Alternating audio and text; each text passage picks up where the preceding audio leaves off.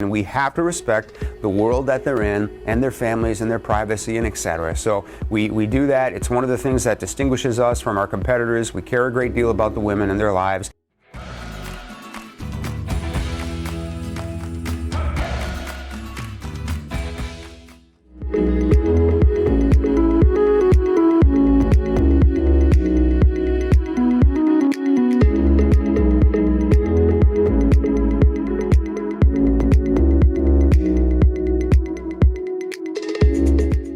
So we talk about the socials and how to navigate through and how to come out of it successfully. When the socials are over, now we've got our daily introductions and our dates. So now we're going out on dates. We're going out on dates in the middle of the day. We're going out in the afternoon, in the evening. We're meeting people for breakfast. How are those dates created? You're going to obviously meet a number of women at the socials that you want to follow up with. So let's talk about getting their contact information and what that looks like. When you meet women at the socials, as you get to know them, it's perfectly okay to ask them for their contact information. You just simply ask, what would be the best way to reach you tonight or tomorrow? I'd love to have more time with you. If you're available for lunch, let's do lunch. If you're available for coffee, let's do coffee. Would you like to meet and just walk around the city a little bit? Maybe get some dessert later on. Something simple like that. How can I reach you? How can I make that happen? You could definitely make dates during the socials. A number of guys will do this. They'll come out of the social saying, I'm meeting a girl 9 o'clock tomorrow morning. I'm meeting a girl later on tonight. I'm meeting somebody tomorrow night. You can definitely do that.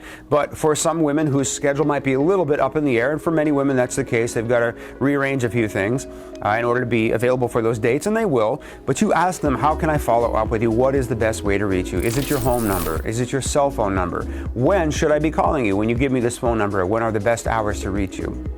I can't tell you how many times guys leave the socials with women they definitely were interested in, whose contact information they didn't get. And we can usually get it for them, but it's certainly a quicker process if you just get it while you're there in the moment.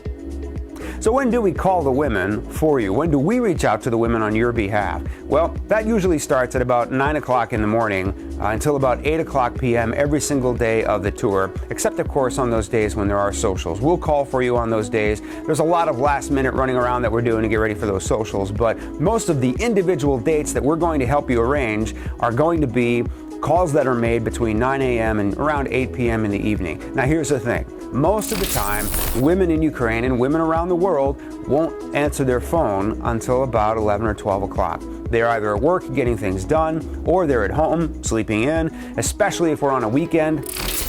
I've mentioned before how women in Ukraine especially work incredibly long hours. There's no Department of Labor to speak of. There's nobody standing up for workers' rights in Ukraine, at least not effectively. And you will see women in Ukraine working 12, 14, 16-hour days at a time.